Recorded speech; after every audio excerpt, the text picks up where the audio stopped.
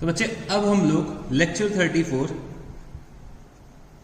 के part second पे आ चुके हैं, पार्ट सेकंड, और हम लोग एक नया टॉपिक शुरू करने जा रहे हैं जिसका नाम है sale of goods on approval और रिटर्न बेसिस। तो बच्चे अगर मैं इस टॉपिक की बात करूं तो ये टॉपिक इतना इजी है कि मैं आपको क्या बताऊं। और जब आप लोग ये टॉपिक पढ़ोगे तो आप मेरे से बोलोगे कि सर आप ऐसे टॉपिक्स क्यों पढ़ाते हो, ये तो हम लोग खुद से भी पढ़ सकते हैं। बट बच्चे मेरा पढ़ाना आपको काम है, तो मैं आपको ये टॉपिक भी बहुत अच्छे से पढ़ाऊंगा, ठीक है जी। तो सबसे पहले हमें इस टॉपिक के कॉन्सेप्ट को समझना है कि भाई इस टॉपिक का कॉन्सेप्ट क्या है। अच्छा, मैं एक और बात आपको बता दूं, तो ये जो टॉपिक है वो हमारे एग्जाम में 4 से 5 मार्क्स कैरी करता है। और बच्चे ये जो टॉपिक है वो मेरे और भी बहुत सारे टॉपिक्स के साथ लिंक्ड है। इसका आपको यूसेज इन्वेंट्रीज चैप्टर में भी पड़ेगा और फाइनल अकाउंट्स चैप्टर में भी यूसेज इसका दिखेगा, ठीक है जी। तो सबसे पहले हमें क्या करना है, इस टॉपिक को समझना है। तो बच्चे समझने की कोशिश करो, जब कभी भी हम नया प्रोडक्ट मार्केट में लेकर आते हैं, नया प्रोडक्ट या फिर हम लोग न्यू मार्केट को एंटर करना चाहते हैं, तो हम लोग को क्या करना होता है कि भाई एक कस्टमर बेस क्रिएट करना होता है। जब कभी भी हमारा प्रोडक्ट जो होता है वो नया होता है मार्केट में, या फिर हम लोग एक नए मार्केट में एंटर करते हैं, तो मेरे को कस्टमर्स बनाने पड़ते हैं, मेरे को एक कस्टमर बेस क्रिएट करना पड़ता है। तो मैं क्या बोलता हूं अपने कस्टमर से कि भाई मेरा प्रोडक्ट आप घर पे लेकर जाओ, अपने घर वालों को दिखाओ, अपने रिश्तेदारों को दिखाओ, अपने दोस्तों और यारों को दिखाओ, और अगर आपको ये गुड्स पसंद आ जाते हैं, ये प्रोडक्ट पसंद आ जाता है, तो आप क्या करना, इसके पैसे मेरे को दे देना और ये गुड्स आपके हो जाएंगे। तो हम लोग क्या कर रहे हैं, कस्टमर्स को गुड्स दे रहे हैं, और किस पे दे रहे हैं, अप्रूवल बेसिस पे दे रहे हैं कि अगर आपको गुड्स पसंद आए तो आप रख लेना, अगर नहीं पसंद आए तो मेरे को वापस करके चले जाना। तो बच्चे हमें ऐसी मार्केटिंग स्ट्रैटेजीज अडॉप्ट करनी पड़ती हैं जब कभी भी हमें नए मार्केट में एंटर करना होता है या फिर हमें नए प्रोडक्ट को मार्केट में लॉन्च करना होता है। तो हम लोग ऐसी स्ट्रैटेजीज अडॉप्ट करते हैं, ठीक है जी। तो इसीलिए इस टॉपिक का क्या नाम है, sale of goods on approval और रिटर्न बेसिस। तो ऑन अप्रूवल और रिटर्न का मतलब क्या, या तो मेरे को अप्रूवल मिलेगी या फिर मेरे गुड्स वापस आ जाएंगे, ठीक है जी। तो सबसे पहले मैं सेल की बात करूं तो भाई सेल क्या होता है, सेल क्या होता है, सबसे पहले मेरे को यह पता होना चाहिए। तो बच्चे जो हमारा सेल्स ऑफ गुड्स एक्ट है, सेल्स ऑफ गुड्स एक्ट जब आप लोग पढ़ेंगे तो उसमें दे रखा हुआ है कि सेल्स ऑफ गुड्स एक्ट 1930, उसमें ये दे रखा हुआ है the sale will take place, the sale will take place, the sale will take place और the property in goods passes to the buyer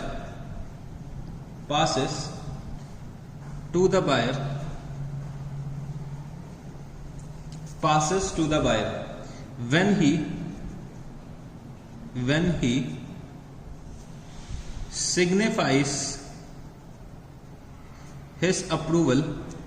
he signifies his approval or acceptance to the seller। तो भाई sale of goods on approval और return basis में sale तभी confirm मानी जाएगी जब तक बायर अपनी कंसेंट जो है, अपनी अप्रूवल जो है वो सेलर को बताता नहीं है। तो when he signifies his approval और एक्सेप्टेंस टू द सेलर, तो अगर बायर अपनी अप्रूवल या फिर एक्सेप्टेंस सेलर को दे देता है तो हम लोग क्या मान लेते हैं कि भाई सेल्स कंडक्ट हो गई। या फिर when he does some act adopting the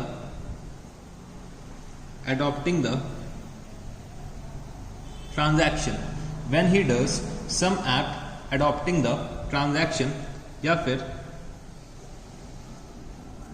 if he does not signifies if he does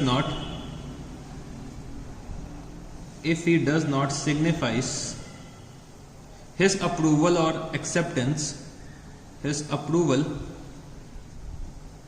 or acceptance to the seller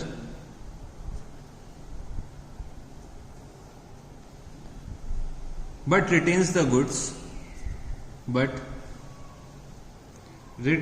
goods without giving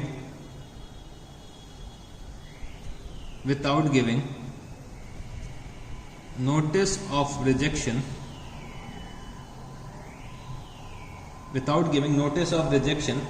on the expiry of specified time, on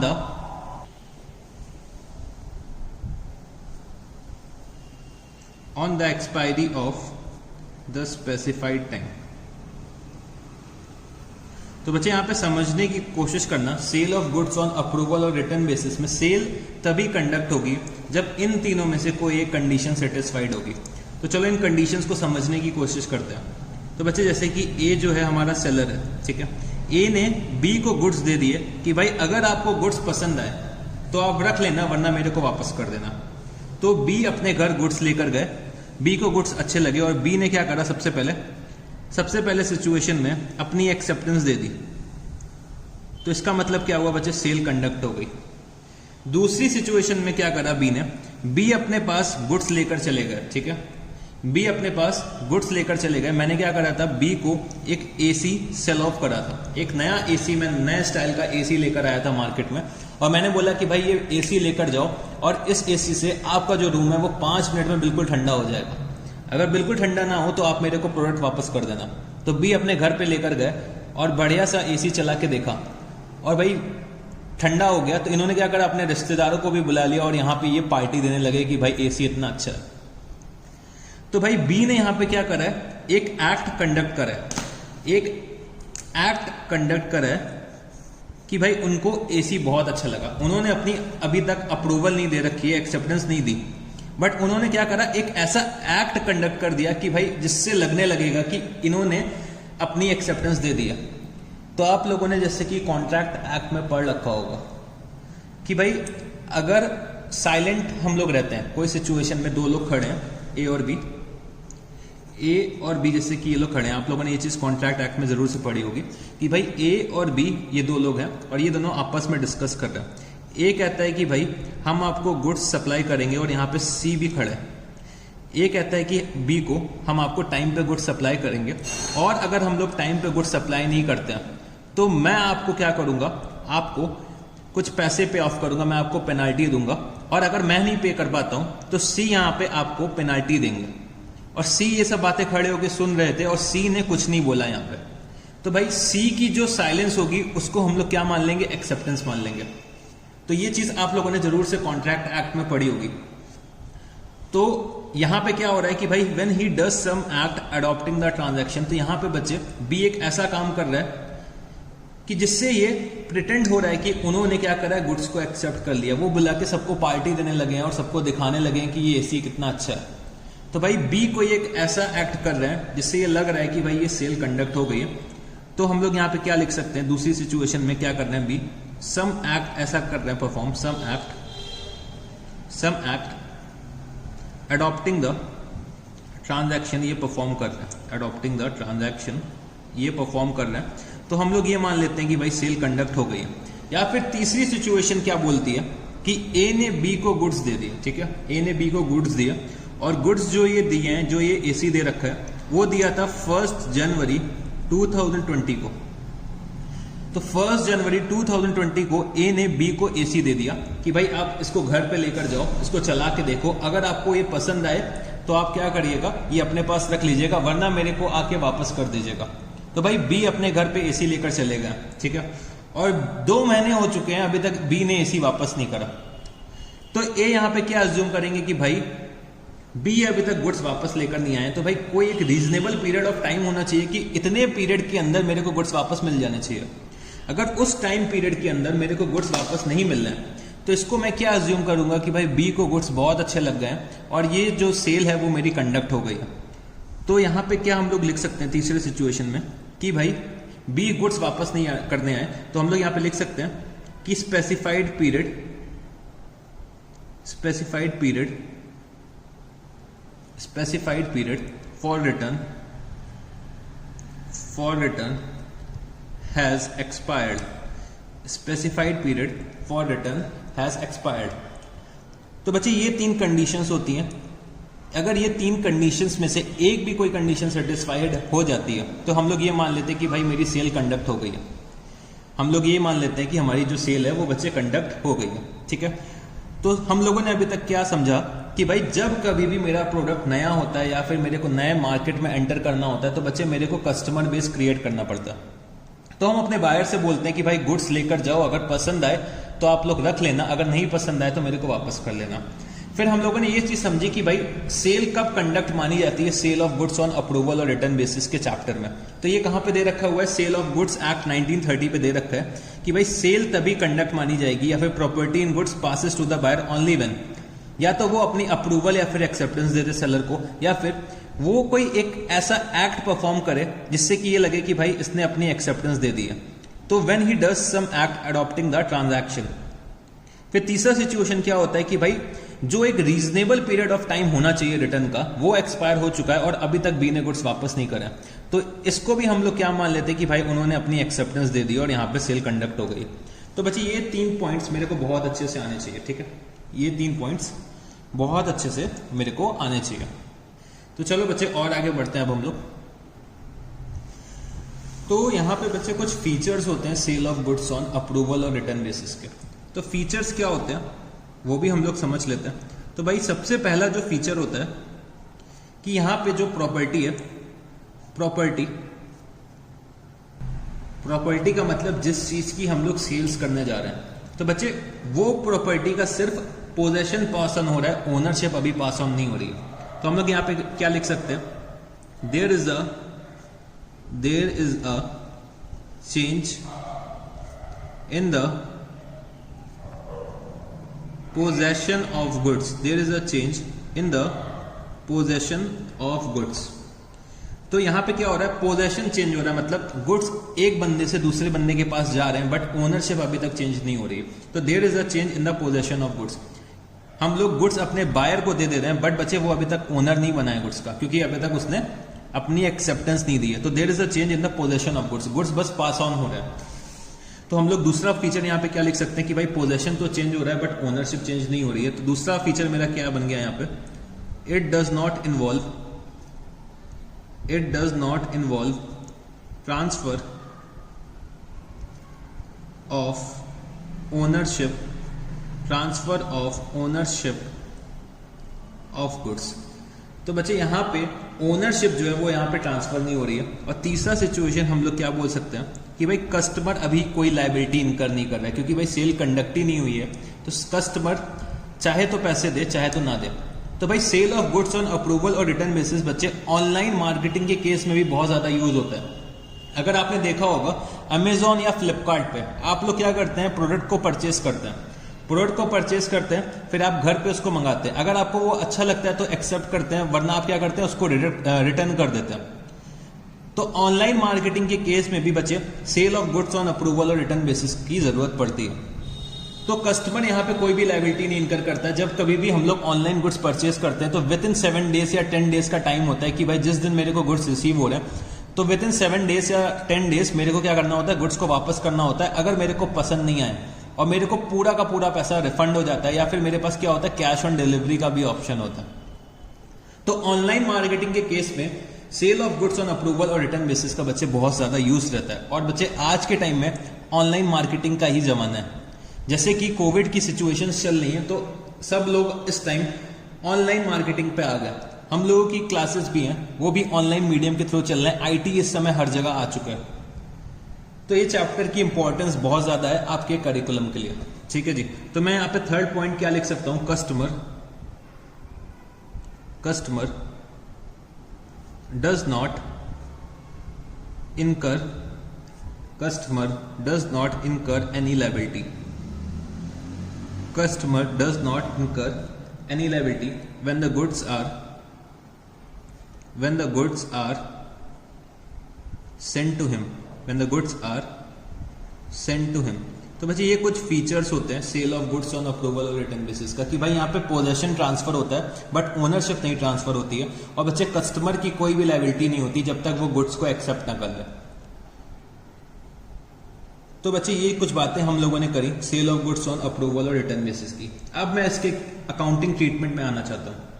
तो जब कभी भी हमें accounting treatment की बातें करनी होती हैं तो बच्चे हम लोग इस चैप्टर को अकाउंटिंग के पॉइंट ऑफ व्यू से मैं यहाँ पे क्या करने जा रहा हूँ, 3 केसेस क्रिएट करने जा रहा हूँ, मतलब 3 सिचुएशंस में मेरे को इसकी अकाउंटिंग सीखनी है। पहली सिचुएशन क्या होती है बच्चे, when the goods are sold casually, कि भाई कैजुअली जब सिचुएशंस गुड्स को हम लोग कैजुअली सेल करते हैं ऑन अप्रूवल और रिटर्न बेसिस, तब क्या मेरे को अकाउंटिंग ट्रीटमेंट करना पड़ेगा। या फिर जब मैं गुड्स को सेल करता हूँ फ्रीक्वेंटली जब कभी भी मैं सेल करता हूं गुड्स को ऑन अप्रूवल और रिटर्न बेसिस, तब मेरे को क्या अकाउंटिंग ट्रीटमेंट करना पड़ेगा। और जब कभी भी मैं न्यूमरसली सेल करता हूं ऑन अप्रूवल और ऑन रिटर्न बेसिस, तब मेरे को क्या अकाउंटिंग ट्रीटमेंट करना पड़ेगा। तो ये तीनों केसेस में मेरे को अकाउंटिंग ट्रीटमेंट सीखना है। अगर मैं आपके एग्जाम के पॉइंट ऑफ व्यू से बोलूं तो बच्चे कैजुअली वाला केस आपके एग्जाम के लिए सबसे ज्यादा इंपॉर्टेंट है, वेरी वेरी इंपॉर्टेंट है, और 95% चांसेस होते हैं कि बच्चे इसी से आपके एग्जाम में क्वेश्चन आएगा। इसका और इसका बहुत कम चांस होता है, अगर मिला के मैं बोलूं तो दोनों का 5% चांस होता है। मतलब ये भी एग्जाम में आ सकते हैं, मैंने 95% यहाँ पे लिख दिया, तो इसका मतलब ये नहीं है कि आप लोग इस पे फोकस नहीं करेंगे। मैं आपको ये भी पढ़ाऊंगा और ये भी पढ़ाऊंगा, बट एग्जाम के लिए ये सबसे ज्यादा इंपॉर्टेंट है और यही एग्जाम में आता है, बट फिर भी मैं आपको ये चीज भी पढ़ाऊंगा, ठीक है जी। तो सबसे पहले मेरे साथ यहाँ पे हेडिंग लिखना, अकाउंटिंग ट्रीटमेंट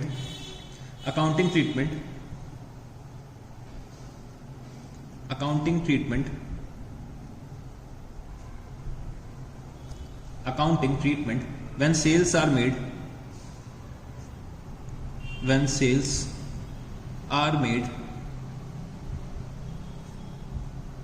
casually। तो बच्चे हमें क्या अकाउंटिंग ट्रीटमेंट करना पड़ता है जब हम लोग कैजुअली सेल्स करते हैं ऑन अप्रूवल बेसिस। कैजुअली का मतलब क्या होता है कि हम लोग कभी कभी सेल्स करते हैं, ये हमारा रेगुलर रूटीन का काम नहीं है कि हम लोग अप्रूवल और रिटर्न बेसिस में सेल करेंगे। मतलब मैं जो सेल्स करता हूं वो नॉर्मल सेल्स करता हूं, बट कभी कभी कुछ ऐसे कस्टमर्स आ जाते हैं कि जिनको मेरे को बोलना पड़ता है कि भाई गुड्स घर लेकर चले जाओ और अगर पसंद आए तो रख लेना, ना पसंद आए तो मेरे को वापस कर देना। तो कैजुअली का मतलब क्या हो रहा है कि कभी कभी ऐसी सिचुएशंस अराइज होती हैं कि मेरे को सेल करनी पड़ती है ऑन अप्रूवल बेसिस। मेरा रेगुलर नेचर नहीं है बिजनेस का कि मैं इसको अप्रूवल और रिटर्न बेसिस पे सेल करूं, ठीक है जी। तो इसको मैं आपको बहुत सारे एग्जांपल्स के थ्रू कराऊंगा, और जब बच्चे मैं इसको कंप्लीट करूंगा ना तो आपको ये पूरा का पूरा टॉपिक आता होगा और आप सारे के सारे क्वेश्चंस अपने क्वेश्चन बैंक से खुद से सॉल्व कर लोगे। तो चलो मैं इसको स्टार्ट करता हूं। तो सबसे पहले मेरे साथ एग्जाम्पल नंबर 1 लिखना। मैं बहुत सारे आपको एग्जाम्पल्स कराऊंगा और बस इन एग्जाम्पल्स को समझते चले जाना, और अगर ये एग्जाम्पल समझ में आ गए तो बच्चे एक भी क्वेश्चन ऐसा नहीं होगा हमारी क्वेश्चन बैंक का जो आप ना कर पाओ खुद से, ठीक है जी। तो कैजुअली जो है वो बच्चे सबसे ज्यादा इंपॉर्टेंट है आपके एग्जाम के लिए, तो बहुत अच्छे से समझने की कोशिश करना। एग्जाम्पल नंबर 1, तो यहां पे एक मेरे साथ डायग्राम बनाना, डायग्राम के फॉर्म में हम लोग पढ़ेंगे ये चैप्टर को। तो यहां पे समझने की कोशिश करना, ये मेरा अकाउंटिंग ईयर है 1 अप्रैल 2019 और 31 मार्च 2020। मैंने यहां पे क्या करा, 15 जुलाई 2019 को मैंने कुछ गुड्स सेल करे। तो मैं यहां पे क्या लिख सकता हूं, firm sold goods costing rupees 4 lakh for rupees 5 lakh on approval basis। तो हमने क्या करा, 15 जुलाई को गुड्स सेल करे हैं costing rupees 4 lakh for 5 lakh on approval basis. और बच्चे मेरे को एक्सेप्टेंस रिसीव हुई है 18 सितंबर 2019 को। कस्टमर ने क्या करा है, अपनी अप्रूवल दे दी है, तो अप्रूवल रिसीव्ड। और बच्चे अब मेरे को सीखना है कि इस सिचुएशन में मेरे को अपने बुक्स में क्या जर्नल एंट्रीज पास करनी होंगी। तो हम लोगों को यहां पे जर्नल एंट्रीज पास करना सीखना है। तो जब कभी भी मैं कैजुअली सेल्स करता हूं जब कभी भी मैं कैजुअली सेल्स करता हूं तो मैं ये मान लेता हूं कि भाई कस्टमर को मैंने जो ये प्रोडक्ट दिया है वो अल्टीमेटली एक्सेप्ट कर ही लेगा। मैंने जो ये कस्टमर को सेल्स दिया है, मेरे को इतना ज्यादा लग रहा है कि मेरे को अंदर से इतनी अच्छी फीलिंग आ रही है कि भाई मैंने ये कस्टमर को गुड्स दिया है तो ये भाई लेकर ही जाएगा, मेरे को वापस नहीं करेगा। मेरे को इतनी ज्यादा श्योरिटी हो रही है। पता नहीं आज मैंने सुबह सुबह किसका मुंह देखा था कि मेरे को इतना अच्छा लग रहा है कि भाई गुड्स जो ये कस्टमर लेकर जा रहा है कि ये मेरे को वापस नहीं करेगा। तो भाई 15 जुलाई को मेरे को ये थोड़ी ना पता है कि 18 सितंबर को मेरे को एक्सेप्टेंस मिलेगी। मैंने क्या करना है यहाँ पे, अगर मेरे को इतनी अच्छी फीलिंग आ रही है तो हमारा अकाउंटिंग क्या बोलता है, हमारा अकाउंटिंग कॉन्सेप्ट क्या बोलता है कि अगर आपको लगता है कि भाई सेल्स हो जानी है, अगर आपको सेल्स हो जानी है और अगर आप सेल्स कैजुअली करते हो, आप सेल्स कैजुअली करते हो ऑन अप्रूवल और रिटर्न बेसिस, और आपको लगता है कि भाई आपका जो प्रोडक्ट है, आपके प्रोडक्ट में इतना दम है कि वो सेल्स में कन्वर्ट हो जाएगा। यहाँ पे एक्चुअली में तो सेल्स हुई नहीं है, सेल्स कब हो जाएगी, जब अप्रूवल मिलेगा। एक्चुअली में तो अभी तक सेल्स हुई नहीं है। मैंने क्या करा, सिर्फ पोजेशन पास ऑन करा है कि भाई यूज करो और अच्छा लगे तो रख लेना। तो यहाँ पे अकाउंटिंग कॉन्सेप्ट हमारा क्या कहता है कि भाई अगर आपको लगता है कि आपके प्रोडक्ट में इतना दम है कि वो सेल हो जाएगा, अपने आप इसको सेल में कन्वर्ट कर ले जाओगे, तो आप क्या करो, आज ही के दिन सेल को रिकॉर्ड कर लो। आज ही के दिन क्या करो, आप सेल को रिकॉर्ड कर लो। तो हम लोग 15 जुलाई को क्या एंट्री करेंगे, तो मेरे साथ यहां लिखना 15 जुलाई 2019, ठीक है। मैं यहाँ पे क्या जनरल एंट्रीज पास करूंगा 15 जुलाई 2019 को कि भाई मैंने इसको सेल मानना है। तो मैं यहाँ पे क्या लिखूंगा, debtors account debit, debtors account debit to sales account. तो मैं क्या करूंगा, एक नॉर्मल सेल्स की एंट्री पास कर दूंगा जैसे कि मैं नॉर्मल केसेस में करता हूं। तो मैंने यहाँ पे क्या लिखा, debtors account debit to sales account, और मैंने यहाँ पे क्या लिखा 5 लाख रुपीस। मैंने 5 लाख रुपीस की सेल्स करी है, तो मैंने यहाँ पे क्या लिख दिया 5 लाख रुपीस, और मैंने एक नॉर्मल सेल्स की एंट्री पास कर दी। फिर मेरे को क्या हो रहा है, 18 सितंबर को अप्रूवल मिल रहा है। तो सर 18 सितंबर को हमें क्या एंट्री पास करनी पड़ेगी, तो 18 सितंबर 2019। तो भाई 18 सितंबर को अप्रूवल मिला है, तो यहां पे मेरी जो सेल्स है वो कंफर्म हो गई है। बट सेल्स की एंट्री जो है वो मैं पहले ही पास कर चुका हूं। अगर मैं सेल्स की एंट्री पहले ही पास कर चुका हूं तो भाई अप्रूवल के दिन मैं क्यों कोई एंट्री पास करूंगा। तो मैं यहां पे क्या लिख दूंगा, नो एंट्री, नो एंट्री। तो 18 सितंबर को कोई भी एंट्री पास नहीं होगी। मैंने जब गुड्स सेल किया था तभी मैंने सेल्स की एंट्री पास कर ली थी, तो अप्रूवल के दिन फिर कोई एंट्री पास नहीं होगी। तो मैं यहां पे क्या लिखूंगा, नो एंट्री। चलो मैं अब आपको सेकंड एग्जांपल पे लेकर चलता हूं। तो ये बच्चे मेरा फर्स्ट एग्जांपल था। तो फर्स्ट एग्जांपल में हमने क्या सीखा कि जब कभी भी हम लोग गुड्स को सेल करेंगे कैजुअली, और अगर हम लोग गुड्स ऑन अप्रूवल और रिटर्न बेसिस पे सेल कर रहे हैं, तो हम लोग उसी दिन सेल को रिकॉर्ड कर लेंगे जिस दिन मैं कस्टमर को गुड्स पास ऑन करूंगा। तो वो मैंने बच्चे यहाँ पे सेल को रिकॉर्ड कर लिया, और जिस दिन अप्रूवल मिलेगा मैं नो एंट्री पास कर दूंगा। फिर मैं यहाँ पे क्या लिखूंगा, example number second, example number second, example number second मेरे साथ यहां पे नोट करना। तो मैंने यहां पे क्या लिखा, 1 अप्रैल 2019 और बच्चे 31 मार्च 2020, 18 जुलाई, 18 जुलाई। तो बच्चे 18 जुलाई में मेरे साथ यहां पे लिखना firm sold goods costing rupees 7 lakh at a profit of 20% on cost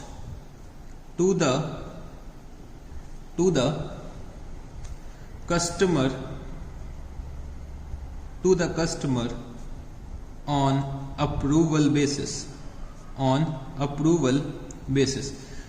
तो बच्चे मैंने क्या करा, 18 जुलाई को गुड्स सेल करें costing rupees 7 lakh at a profit of 20% on cost to the customer on approval basis.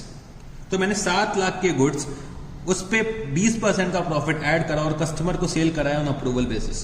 फिर बच्चे क्या होता है यहां पे 28 अगस्त को कस्टमर रिजेक्ट कर देता है गुड्स को। तो मैं यहां पे क्या लिख सकता हूं, गुड्स वर रिजेक्टेड। कस्टमर ने क्या करा, अपना रिजेक्शन भेज दिया मेरे पास कि भाई मेरे को गुड्स पसंद नहीं आए और आप क्या करो, गुड्स को वापस रख लो। तो मैंने यहाँ पे क्या लिखा, 28 अगस्त को गुड्स वर रिजेक्टेड। तो गुड्स को रिजेक्ट कर दिया मेरे कस्टमर ने। तो बच्चे इस सिचुएशन में मैं अपने बुक्स में क्या एंट्री पास करूंगा, तो चलो मैं देखता हूं। तो जैसे कि मैंने यहाँ पे सीखा था कि भाई 18 जुलाई को मेरे को लग रहा है कि मेरे प्रोडक्ट में इतना दम है कि भाई इसकी सेल्स हो जाएगी। 18 जुलाई को मेरे को थोड़ी ना पता है कि 28 अगस्त को वापस आ जाएगा। तो 18 जुलाई को मैं क्या एंट्री पास करूंगा, मैं ये मान लूंगा कि ये मेरी ऑर्डिनरी सेल है और मैं यहाँ पे क्या एंट्री पास कर दूंगा, debtor account debit to sales account, जैसे कि हम लोगों ने लास्ट केस में करा था। लास्ट केस में क्या हुआ था बच्चे, लास्ट केस में मेरे को अप्रूवल मिल गई थी, इस केस में मेरे को अप्रूवल ही नहीं मिल रही है। यहां पे क्या करा है, कस्टमर्स ने गुड्स को रिजेक्ट कर दिया। तो सबसे पहले मैं यहां पे क्या करूंगा, सेल की एंट्री रिकॉर्ड करूंगा। तो सेल मैंने कितने की करी है बच्चे, 7 लाख रुपए के गुड्स थे, प्लस 20% प्रॉफिट ऑन कॉस्ट है, तो इसमें मैं 20% ऐड करूंगा, मतलब 1,40,000 रुपीज। तो सेल कितने की हो गई, 8,40,000 रुपीज की यहां पे सेल हो गई। ठीक है जी। फिर बच्चे 28 अगस्त आता है और 28 अगस्त को गुड्स रिजेक्ट कर दिए जाते हैं। 28 अगस्त को गुड्स रिजेक्ट कर देता है कस्टमर मेरा। तब मैं अपने बुक्स में क्या एंट्री पास करूंगा, तो मैंने यहां पे लिखा 28 अगस्त 2019। 28 अगस्त को मैं अपने बुक्स में क्या एंट्री पास करूंगा कि बच्चे जब मैंने गुड्स को मैंने अप्रूवल बेसिस में दे रखा था कस्टमर को, तो ये मैंने मान लिया था कि ये मेरी ऑर्डिनरी सेल्स है और मैंने सेल्स कर दी। तो भाई अब गुड्स का रिजेक्शन आ रहा है, तो मैं क्या करूंगा, रिवर्सल एंट्री पास कर दूंगा। मैं अपने सेल्स को कैंसिल कर दूंगा, मैं अपने डेटर्स को कैंसिल कर दूंगा। तो मैं यहां पे क्या लिख दूंगा, sales account debit to debtor account. मैं अपने सेल्स को रिवर्स कर लूंगा और अपने डेटर्स को भी रिवर्स कर लूंगा। तो यहां पे मेरी सेल्स कम हो रही है, मेरा रेवेन्यू कम होता है तो मैं क्या करता हूं, डेबिट, और अगर मेरा एसेट कम होता है तो मैं क्या करता हूं, क्रेडिट। तो मैं यहां पे क्या लिखूंगा, sales account debit to debtor account, कितना, 8,40,000 रुपीज। 8,40,000 रुपीज से मैंने यहां पे एंट्री पास कर दूंगा। तो बच्चे जब हम लोग छोटे छोटे बच्चे थे, क्लास 11th में थे, क्लास 12th में थे, तो हम लोगों ने कुछ बातें सीखी थी कि भाई जब कभी भी मेरा कस्टमर मेरे को गुड्स वापस करता है तो मैं यहां पे क्या लिख देता था, sales return account debit to debtor account. जब कभी भी मेरे बिजनेस में सेल्स रिटर्न होती थी तो हम लोग यहां पे क्या लिखते थे, sales return account debit to debtor account. तो बच्चे अगर मैं चाहूं तो सेल्स अकाउंट की जगह सेल्स रिटर्न अकाउंट भी लिख सकता हूं, ये भी मेरे को अलाउड है। तो जब हम लोग छोटे छोटे बच्चे थे, हम लोग अकाउंटिंग के बारे में सीख रहे थे, तो हम लोगों ने ये एंट्री सीखी थी कि जब कभी भी कस्टमर मेरा गुड्स मेरे को रिटर्न करता है तो हम लोग क्या एंट्री पास करते थे, sales return account debit to debtor account. तो हम लोग चाहे तो sales account debit to debtor account कर सकते हैं या फिर sales return account debit to debtor account भी कर सकते हैं। मेरे पास दोनों ऑप्शंस होते हैं। तो यहाँ पे बच्चे हम लोगों ने क्या करा, अपना एग्जाम्पल नंबर सेकंड भी कंप्लीट कर लिया। तो एग्जाम्पल नंबर सेकंड में क्या हुआ बच्चे, गुड्स को रिजेक्ट कर दिया कस्टमर ने। तो हम लोगों ने क्या करा था, सबसे पहले इसको एक ऑर्डिनरी सेल माना था, तो वो हम लोगों ने ऑर्डिनरी सेल की एंट्री यहाँ पे पास कर दी। फिर जब गुड्स रिजेक्ट हो जाते हैं तो मैं क्या करूंगा, अपने सेल्स की रिवर्सल एंट्री पास कर दूंगा। तो यहां पे मेरा एग्जाम्पल नंबर सेकंड हो गया। अब चलो हम लोग चलते हैं एग्जाम्पल नंबर थर्ड पे। तो एग्जाम्पल नंबर थर्ड, और बच्चे ये जो एग्जाम्पल नंबर थर्ड है वो बहुत बहुत इंपॉर्टेंट है। ठीक है, इसको बहुत अच्छे से समझने की कोशिश करना। एग्जाम्पल नंबर थर्ड जो है वो बहुत बहुत इंपॉर्टेंट है, वेरी वेरी इंपॉर्टेंट है। तो चलो हम लोग यहाँ पे समझने की कोशिश करते हैं। तो फिर से मेरे साथ यहाँ पे ऐसे एक डायग्राम ड्रॉ करिएगा, और ये जो एग्जाम्पल्स मैं यहाँ पे लिखवा रहा हूँ ये सब आपको साथ ही साथ नोट करते हुए चलना है कि जब आप लोग रिवाइज करेंगे तो ये सब एग्जाम्पल्स आपको देख लेना और आपका कॉन्सेप्ट फिनिश हो जाएगा। तो मैंने यहाँ पे क्या लिखा, 1 अप्रैल 2019, ठीक है जी, 1 अप्रैल 2019, और मैंने यहाँ पे लिखा 31 मार्च 2020। फिर मैंने यहां पे लिखा 15 मई 2019, 15 मई 2019, और मैंने यहां पे क्या लिखा, firm sold 800 units costing rupees 400 each and selling price rupees 500 each on approval basis। तो बच्चे 15 मई को मैंने क्या करा, 800 यूनिट्स बेचे जिसकी कॉस्ट क्या थी 400 रुपए, और मैंने इसको कितने में सेल ऑफ करा है, 500 रुपीज ईच में, और अप्रूवल बेसिस में मैंने इसको सेल ऑफ करा है। फिर बच्चे क्या होता है, 25 जून को, 25 जून को क्या होता है, अप्रूवल मिल जाती है मेरे को, अप्रूवल रिसीव्ड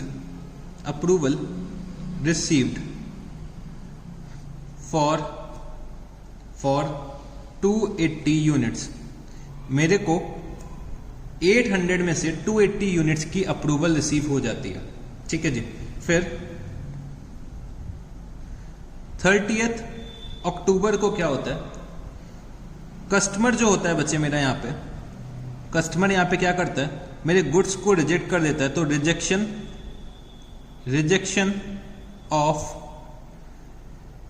300 यूनिट्स रिसीव्ड। तो मेरे को कस्टमर 300 यूनिट्स रिजेक्ट कर देता है यहाँ पे 30 अक्टूबर को, ठीक है जी। फिर क्या आता है बच्चे, मेरा ईयर एंड आ जाता है, 31 मार्च आ जाती है, और मेरे को जो रिमेनिंग गुड्स है उसकी कोई भी इंटीमेशन नहीं मिलती है। तो no intimation for remaining 220 units, और 220 यूनिट्स की मेरे को कोई भी इंटीमेशन नहीं मिलती है। और यहां पे क्वेश्चन मेरे से क्या बोलता है कि भाई जर्नलाइज। तो अब मेरे को यहां पे क्या करना है, जर्नल एंट्रीज पास करनी है। तो चलो अब हम लोग यहां पे जर्नल एंट्रीज पास करने की कोशिश करते हैं।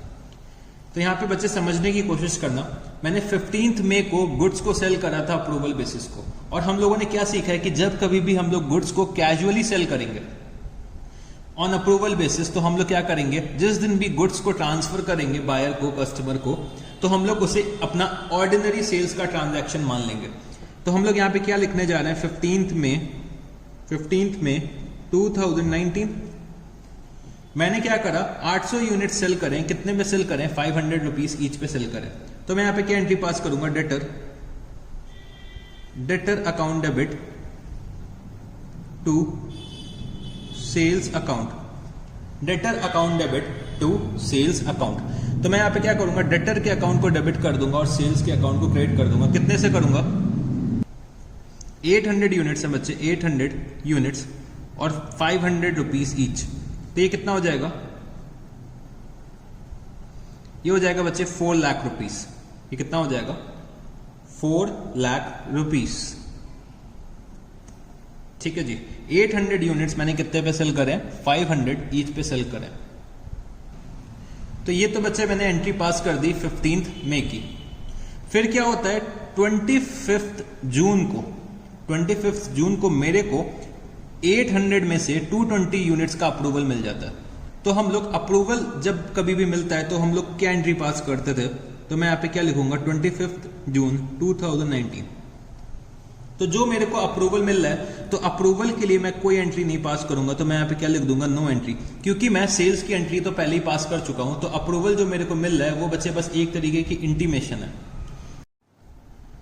तो मेरे को यहाँ पे 280 यूनिट्स का अप्रूवल मिला है, तो मैं इस केस पे कोई भी एंट्री पास नहीं करूंगा, ठीक है जी, क्योंकि मैं सेल्स को पहले से ही रिकॉर्ड करके रख चुका हूं। सेल्स को मैं पहले से रिकॉर्ड कर चुका हूं, तो अप्रूवल मिल रहा है, तो बस ये मेरे लिए सिर्फ क्या एक इंटीमेशन है।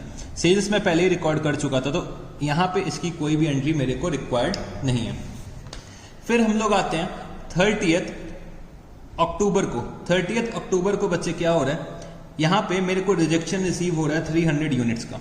तो जब कभी भी गुड्स रिजेक्ट होते हैं, तो उस केस में भी हम लोगों ने अकाउंटिंग एंट्री सीख रखी है कि बस जब हमने गुड्स सेल करा था अप्रूवल बेसिस में, तो हम लोगों ने उसको एक नॉर्मल सेल की तरह ट्रीट करा था। तो अब हम लोग क्या करेंगे, उस सेल का रिवर्सल करेंगे, क्योंकि जो गुड्स हैं वो बच्चे रिजेक्ट हो गए, तो सेल्स मेरी जो हो रही है वो बच्चे वापस आ रही है।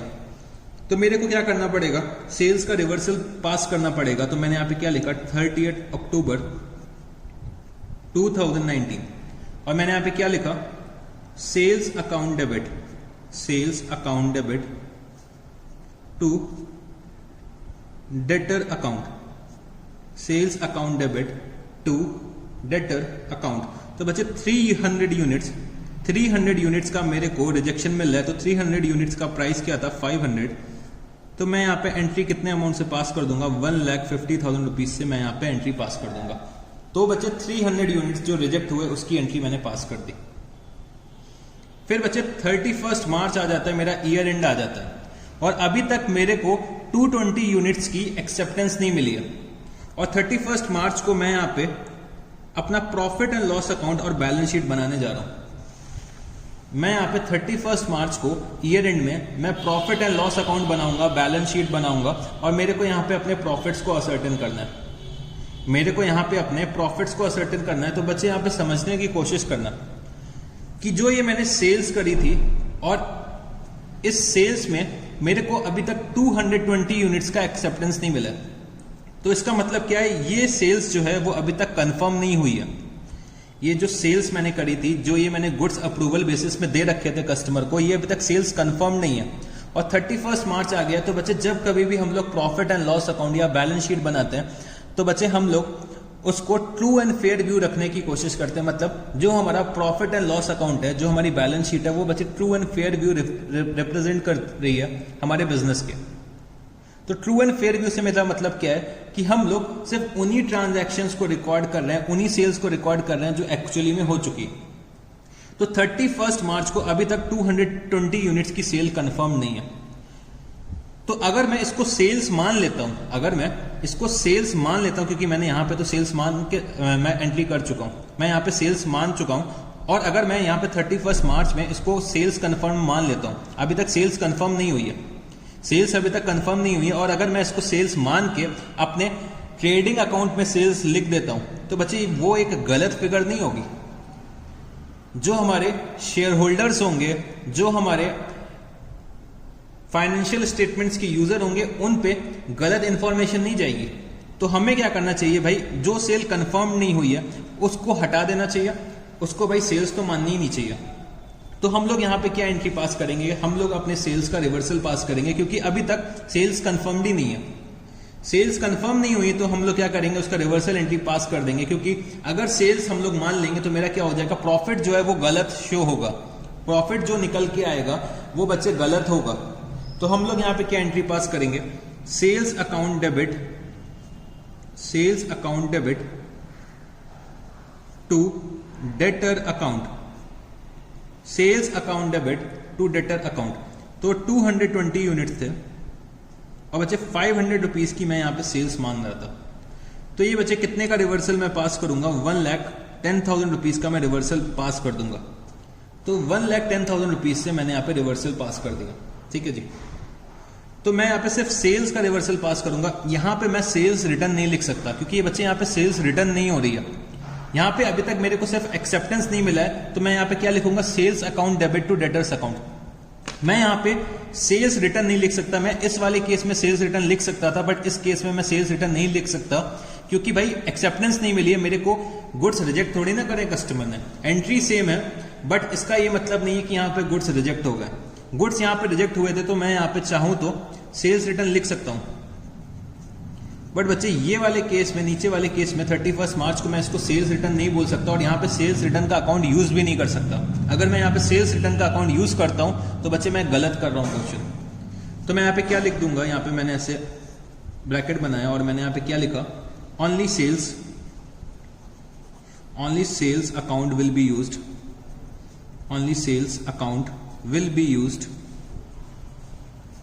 not sales return account, not sales return account। ठीक है जी। तो 31 मार्च को मैं ये एंट्री पास कर दूंगा।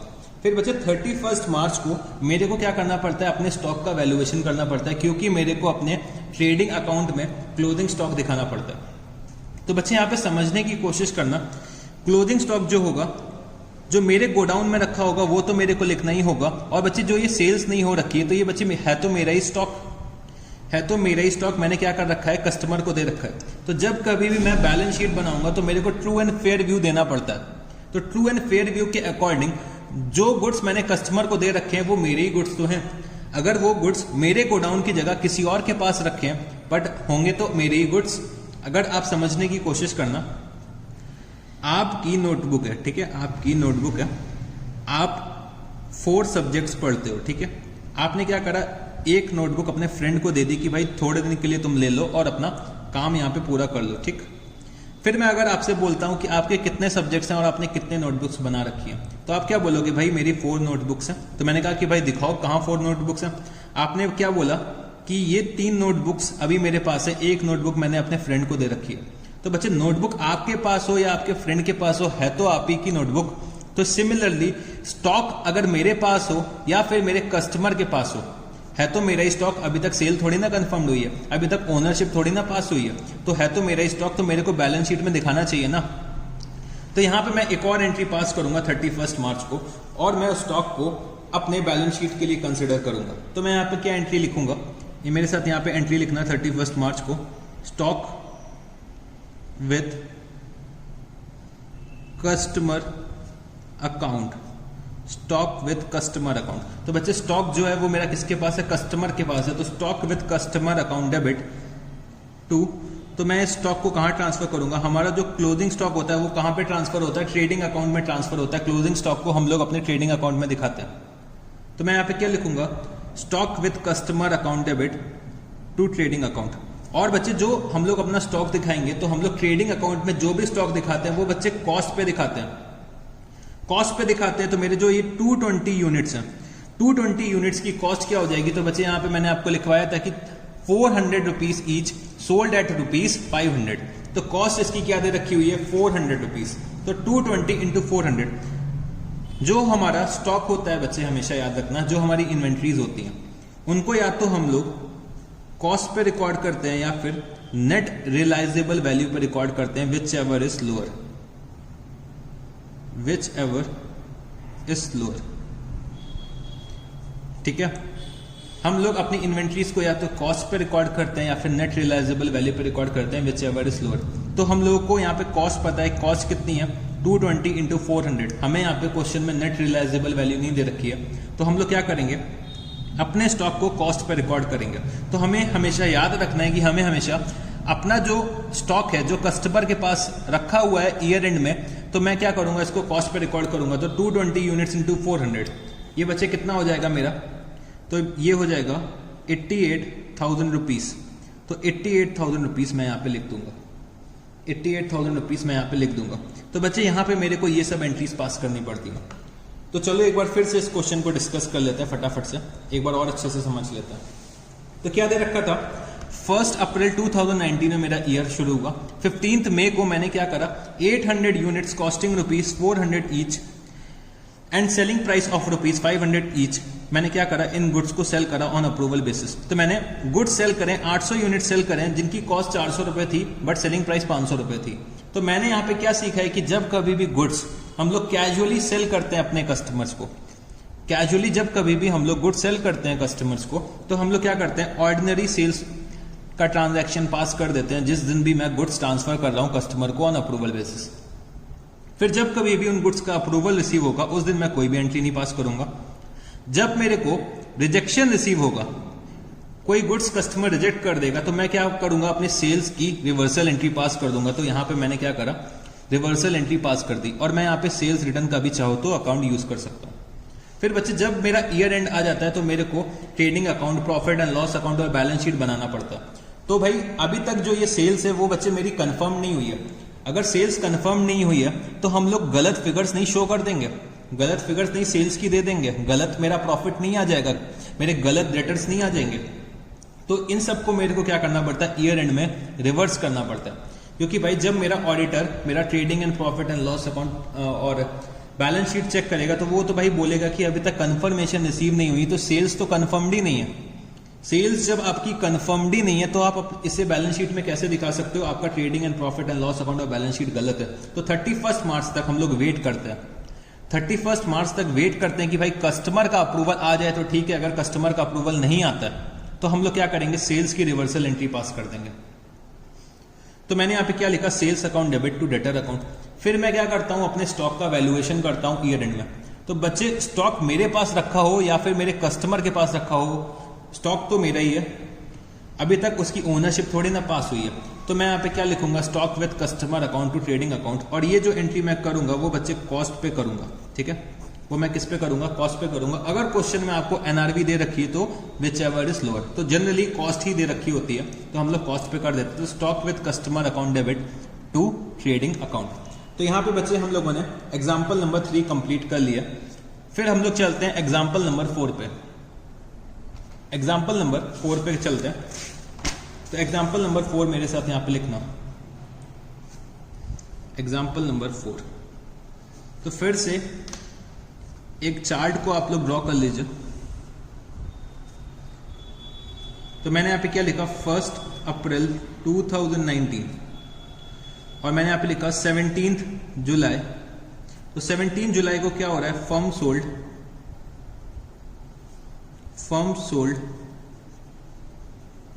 Goods for rupees 8 lakh at a profit of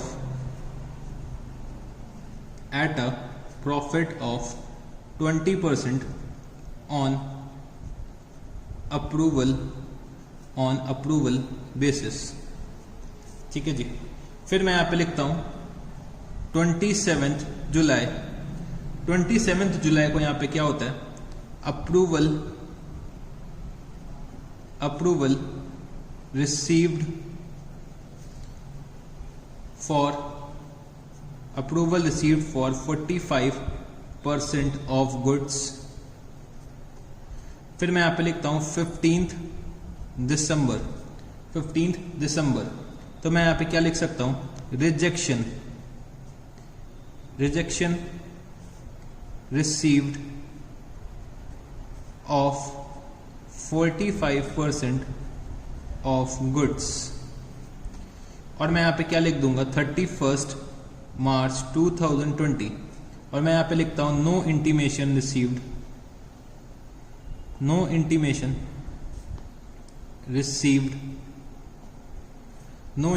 received for remaining goods. तो मेरे को यहां पे क्या करना है, pass journal entries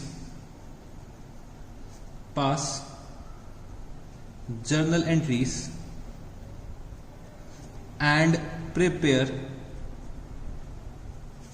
extract of balance sheet on 31st March 2020। तो मेरे को यहाँ पे बैलेंस शीट का एक्सट्रैक्ट बनाना है। तो बैलेंस शीट मैंने आपको सिखा रखी है कि हम लोग बैलेंस शीट कैसे बनाते थे। तो ये मैंने आपको अकाउंटिंग इक्वेशन के चैप्टर में सिखाया था। ठीक है जी। तो चलो इस क्वेश्चन को सबसे पहले सॉल्व करते हैं। तो यहां पे मैं गुड्स सेल कर रहा हूं ऑन अप्रूवल बेसिस। कब सेल कर रहा हूं, 17 जुलाई को कर रहा हूं। और जो मैं गुड्स सेल कर रहा हूं वो बच्चे कैजुअली कर रहा हूं। तो मैं यहां पे क्या जर्नल एंट्रीज पास करूंगा, तो मैंने यहां पे लिखा जर्नल एंट्रीज। तो सबसे पहले मैं जो एंट्री पास करने जा रहा हूं 17 जुलाई 2019 को पास करूंगा। और गुड्स मैंने सेल करे हैं ऑन अप्रूवल बेसिस। तो मैं यहाँ पे एक ऑर्डिनरी सेल्स का ट्रांजैक्शन दिखाऊंगा। तो मैं यहाँ पे क्या लिखता हूं, debtor account debit to sales account. तो बच्चे मैंने यहाँ पे क्या एंट्री पास करी, debtor account debit to sales account.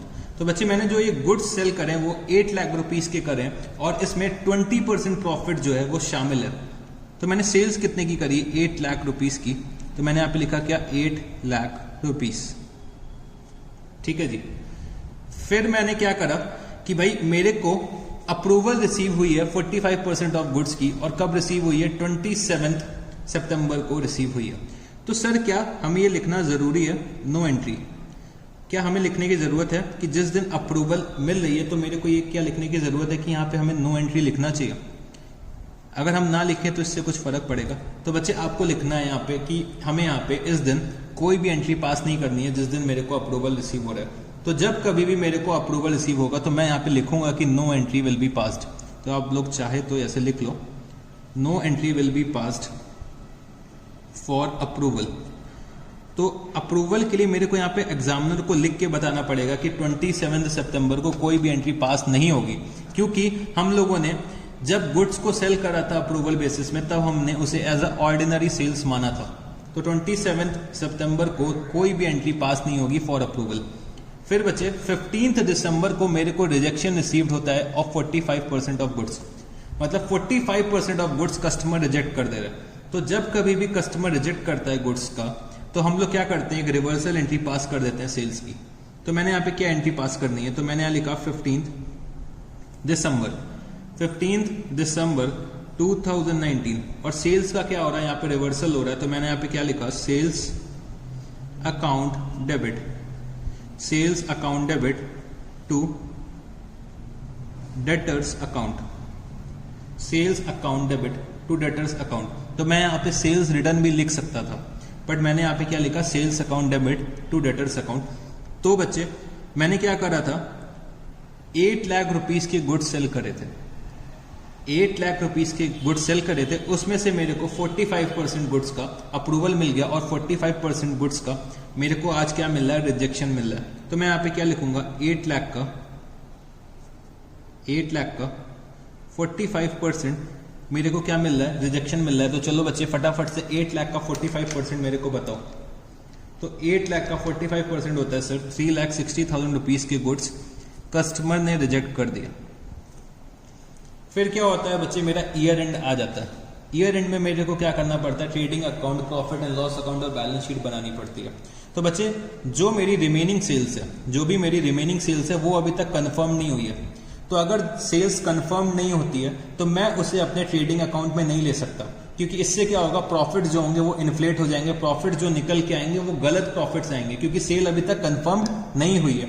हो सकता है कि 31 मार्च के बाद कस्टमर गुड्स को रिजेक्ट कर दे, और हो सकता है कि गुड्स 31 मार्च के बाद अप्रूवल कर ले, मतलब दोनों ही चांसेस होते हैं। बट मेरे को अपना ईयर एंड का trading and profit and loss account बिल्कुल सही बनाना है। तो सेल्स जब तक कंफर्म नहीं हुई है तब तक मैं उसका प्रॉफिट नहीं ले सकता हूं। इनिशियली हम लोग मान लेते हैं कि भाई 31 मार्च तक तो अप्रूवल रिसीव हो ही जाएगी, बट 31 मार्च तक भी अप्रूवल रिसीव नहीं हो रही है। तो हम क्या करेंगे, अपने सेल्स को रिवर्स कर देंगे, क्योंकि मैं गलत सेल्स, मैं रॉन्ग सेल्स अपने ट्रेडिंग अकाउंट में नहीं दिखाऊंगा, क्योंकि ट्रेडिंग अकाउंट मेरे ऑडिटर्स सर्टिफाई करते हैं। ट्रेडर्स जो ऑडिटर्स होते हैं वो चेक करते हैं और उसको साइन करते हैं। उसमें अपना जो मेरा trading and profit and loss account होता है वो बच्चे ट्रू एंड फेयर व्यू देता है। तो हमें ट्रू एंड फेयर व्यू को मेंटेन करने के लिए क्या करना पड़ता है, सेल्स का रिवर्सल करना पड़ता है। तो भाई सेल्स का चलो हम लोग रिवर्सल कर देते हैं। तो हम लोगों ने क्या देखा कि भाई 45% गुड्स का एक्सेप्टेंस मिला है और 45% गुड्स का रिजेक्शन मिला है। तो बैलेंस कितना बचा, 10% गुड्स। 10% गुड्स की अभी तक कोई भी इंटीमेशन रिसीव नहीं हुई है। तो मैं यहाँ पे क्या करूंगा, सबसे पहले रिवर्सल एंट्री पास करूंगा 31 मार्च 2019, और मैं यहाँ पे क्या लिखूंगा, सेल्स को मैं अपने रिड्यूस कर दूंगा, क्योंकि सेल्स अभी तक कंफर्म नहीं हुई है। तो sales account debit to debtors account, sales account debit to debtors account. तो मैं यहाँ पे क्या लिख सकता हूं, मैं यहाँ पे लिख सकता हूं 8 लाख रुपीस का 10%, 8 लाख रुपीस का 10%। तो 8 लाख रुपीस का 10% जो है बच्चे मेरे 80,000 रुपए की सेल्स अभी तक कंफर्म नहीं हुई है। अभी तक ये कस्टमर के पास अप्रूवल के लिए पड़ी हुई है, ठीक है। तो अब मेरे को 31 मार्च को स्टॉक का भी वैल्यूएशन करना होता है। तो बच्चे स्टॉक मेरे पास हो या फिर मेरे कस्टमर के पास रखा हो, है तो बच्चे मेरा ही स्टॉक, तो उस स्टॉक को मेरे को अपने क्लोजिंग स्टॉक में शामिल करना पड़ेगा। तो क्लोजिंग स्टॉक में शामिल करने के लिए मैं क्या एंट्री पास करूंगा, stock with customer account debit, stock with customer account debit to trading account, stock with customer account debit to trading account. तो मैंने को यहाँ पे एंट्री पास करनी है, और जो ये मैं स्टॉक की एंट्री पास करता हूँ तो बच्चे स्टॉक को मैं अपने बुक्स में कॉस्ट पे रिकॉर्ड करता हूँ। तो मेरी यहाँ पे कॉस्ट कितनी निकल के आएगी, तो मैं यहाँ पे लिखूंगा 80,000 रुपीज के मेरे गुड्स हैं, मतलब 80,000 रुपीज की क्या थी, सेल्स प्राइस थी, और जो मेरा प्रॉफिट था वो बच्चे कितना था, 20% था। 20% ऑन सेल्स है, तो बच्चे मैंने यहाँ पे 20% प्रॉफिट माइनस करना है। मेरे को यहाँ पे 20% प्रॉफिट माइनस करना है, तो कितना प्रॉफिट आ जाएगा, तो 80,000 माइनस 20%। तो मैं स्टॉक को अपने बुक्स में कितना लिख लूंगा, तो 80,000 का 20% आता है 16,000 रुपीज। तो 16,000 मैं यहाँ पे माइनस करूंगा, और मैं यहाँ पे क्या लिख लूंगा, 64,000 रुपीज का स्टॉक मेरे कस्टमर के पास रखा हुआ है। तो ये बच्चे मेरे को जर्नल एंट्रीज पास करनी होती। अब मेरे से क्वेश्चन में क्या क्या रखा हुआ है, मेरे से क्वेश्चन में बोल रखा है कि मेरे को यहाँ पे एक्सट्रैक्ट ऑफ बैलेंस शीट बनाना है ऑन 31 मार्च 2020। तो बच्चे सिर्फ मेरे को बैलेंस शीट का एक्सट्रैक्ट बनाना है, मेरे को पूरी की पूरी बैलेंस शीट नहीं बनानी। एक्सट्रैक्ट का मतलब क्या होता है, जितना आपके क्वेश्चन से रेलेवेंट है उतनी चीजें आप क्या करो बैलेंस शीट में प्रोड्यूस कर दो। तो चलो हम लोग यहाँ पे बैलेंस शीट का एक्सट्रैक्ट बनाते हैं। तो मैंने यहाँ पे लिखा extract of balance sheet, extract of balance sheet, और मैंने यहाँ पे क्या लिखा एज एट 31 मार्च 2020, और मैंने एक लाइन ड्रॉ करी। तो बच्चे ये वाली साइड मेरी लायबिलिटी साइड होती है और ये वाली साइड मेरी एसेट्स की साइड होती है, ठीक है जी। तो अब मैं यहाँ पे क्या क्या चीजें लिखूंगा, तो ये आप लोग फटाफट से मेरे को बताओ, फटाफट से सोचो और मेरे को बताओ। तो सर हम आपको कैसे बताएंगे, ये तो रिकॉर्डेड क्लास है। तो कोई बात नहीं बच्चे, मैं आपको बताता हूं यहाँ पे। तो बच्चे मेरे जो इनिशियली में टोटल डेटर्स थे वो कितने थे, 8 लाख रुपीस के थे। 8 लाख रुपीस में बच्चे मेरे को 45% का एक्सेप्टेंस मिल जाता है। तो 45% कितना होता है, 3,60,000 रुपीज का मेरे को एक्सेप्टेंस मिल गया, और 3,60,000 रुपीज के डेटर्स मैंने यहाँ पे रिवर्स करे, और 80,000 रुपीज के डेटर्स मैंने यहाँ पे रिवर्स करे। तो आज के दिन पे मेरे जो बुक्स में डेटर्स होंगे वो कितने होंगे, मैं ये मान लेता हूँ कि भाई डेटर्स से अभी तक कुछ भी कैश रिसीव नहीं हुए। तो आज के दिन में जितना एक्सेप्टेंस मेरे को मिला होगा उतने ही डेटर्स मेरे बुक्स में होना चाहिए। तो मैंने यहाँ पे क्या लिखा, 8 लाख का 45%, क्योंकि 45% का मेरे को अभी तक एक्सेप्टेंस मिला है, तो मेरे पास इतने ही डेटर्स होने चाहिए आज के दिन पे। तो मैंने यहाँ पे क्या लिखा, 3,60,000 रुपीज। और बच्चे हम लोग अपने बैलेंस शीट में क्लोजिंग स्टॉक दिखाते हैं, तो मैंने यहाँ पे लिखा क्लोजिंग स्टॉक। तो क्लोजिंग स्टॉक बच्चे मैंने यहाँ पे ऐसे क्रॉस करके लिख दिया, क्योंकि मेरे को क्लोजिंग स्टॉक की वैल्यू नहीं पता है कि मेरे पास जितना स्टॉक रखा हुआ है गोडाउन में उसकी वैल्यू मेरे को क्वेश्चन में नहीं पता है, बट मेरे को ये पता है कि जो मेरे गुड्स कस्टमर के पास रखे हैं वो कितने हैं। तो मैंने यहाँ पे लिखा क्या, स्टॉक विद कस्टमर। तो क्लोजिंग स्टॉक में हम लोग क्या ऐड कर देंगे, स्टॉक विद कस्टमर। और मैंने यहाँ पे लिखा स्टॉक विद कस्टमर हमने कितना कैलकुलेट करा था, 64,000 रुपीज। 64,000 रुपीज का स्टॉक विद कस्टमर कैलकुलेट करा था, और यहाँ पे जो भी फिगर आएगी दोनों को ऐड करने के बाद मैं यहाँ पे लिख दूंगा। तो बच्चे ऐसे हमें क्या करना होता है, अपना बैलेंस शीट का एक्सट्रैक्ट बनाना होता है। तो हमने यहाँ पे क्या सीखा कि भाई जर्नल एंट्रीज हमें क्या पास करनी होती है इन सब सिचुएशंस में, और बैलेंस शीट का एक्सट्रैक्ट मेरे को कैसे बनाना है। तो जर्नल एंट्रीज आपको बहुत अच्छे से अब समझ में आने लगी होगी कि भाई जब कभी भी हम लोग गुड्स को सेल करेंगे ऑन अप्रूवल बेसिस, तो हम लोग क्या करेंगे, एक ऑर्डिनरी सेल्स की एंट्री पास कर लेंगे। अप्रूवल मिल जाएगा तो बच्चे मेरे को कोई भी एंट्री नहीं पास करनी, क्योंकि मैं ऑलरेडी सेल्स की एंट्री पास कर चुका हूं। अगर मेरे को रिजेक्शन मिलता है तो मैं क्या करूंगा, सेल्स की एंट्री को रिवर्स कर दूंगा, ठीक है जी। और अगर मेरे को ईयर एंड तक कोई भी इंटीमेशन नहीं मिलती तो मेरे को सेल्स का रिवर्सल करना पड़ेगा, क्योंकि मेरे को अपने trading and profit and loss account of balance sheet को ट्रू एंड फेयर व्यू पे लेकर आना है। अगर सेल्स कंफर्म नहीं है तो मैं क्या करूंगा, सेल्स का रिवर्सल करूंगा, जिससे कि मेरा सही प्रॉफिट निकल के है, सही सेल्स निकल के है। तो sales account debit to debtors. और बच्चे मेरे को क्या करना होता है, स्टॉक का वैल्यूएशन करना होता है ईयर एंड में। तो स्टॉक अगर मेरे पास पड़ा है या फिर कस्टमर के पास पड़ा है, तो बच्चे स्टॉक तो मेरा है, तो मैंने इसको दिखा दिया कि मेरा स्टॉक कुछ कस्टमर के पास पड़ा है। तो stock with customer account debit to trading account, और इसको मैं किस पे रिकॉर्ड करता हूँ, कॉस्ट पे रिकॉर्ड करता हूँ। और अगर गलती से एनएवी क्वेश्चन में दे रखी हुई है, सॉरी एनआरवी दे रखी हुई है, नेट रियलाइजेबल वैल्यू, तो हम लोग क्या करेंगे, कॉस्ट या फिर NRV which ever is lower. तो कॉस्ट या फिर NRV which ever is lower बच्चे पता है आपको कहां पे दे रखा हुआ है, अकाउंटिंग स्टैंडर्ड 2 में दे रखा हुआ है। अकाउंटिंग स्टैंडर्ड 2 का क्या नाम होता है, वैल्यूएशन ऑफ इन्वेंट्री। तो ये सब अकाउंटिंग स्टैंडर्ड्स के नाम आपको याद रखने पड़ेंगे। तो मैं फिर से बोल देता हूँ, अकाउंटिंग स्टैंडर्ड 2 जो होता है हमारा, वो होता है वैल्यूएशन ऑफ इन्वेंट्रीज का। तो वो अभी हम लोग पढ़ेंगे जब ये अभी हमारा जो नेक्स्ट या फिर नेक्स्ट टू नेक्स्ट चैप्टर होगा, उसमें हम लोग इन्वेंट्रीज के बारे में ही सीखेंगे। और इन्वेंट्रीज के चैप्टर में इस चैप्टर का भी बहुत ज्यादा यूज रहता है, तो ये चैप्टर आपको बहुत अच्छे से आना चाहिए। तो बच्चे ये कुछ हम लोगों ने एग्जाम्पल 4 डिस्कस कर लिया, मतलब 4 एग्जाम्पल्स अभी तक डिस्कस कर लिया। तो आज के लिए बच्चे हम लोग इतना ही रखते हैं। बाकी का जो डिस्कशन हमारा बचा है, बाकी के जो हमारे एग्जाम्पल्स हैं, वो हम लोग नेक्स्ट क्लास में करेंगे। तो सर क्या हमें कुछ होमवर्क नहीं मिलेगा sale of goods on approval और रिटर्न बेसिस के केस में?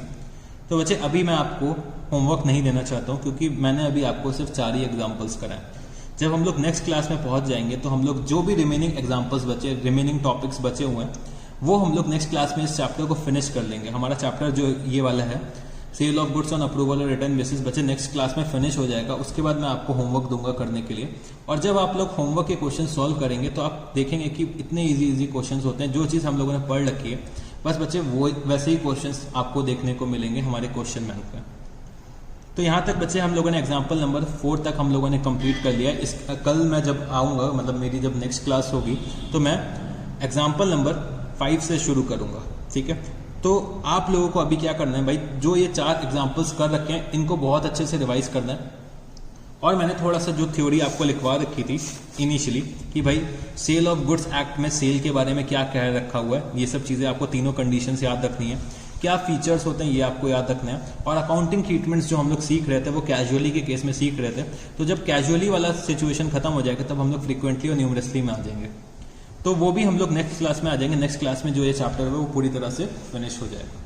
तो चलो बच्चे, आज की क्लास को मैं यहीं पे एंड करना चाहता हूँ। आज की क्लास को आपको बहुत अच्छे से रिवाइज करना है sale of goods on approval और रिटर्न बेसिस को, जिससे कि जब हम लोग नेक्स्ट क्लास में आए तो हम लोग इस चैप्टर को आराम से फिनिश कर सकें।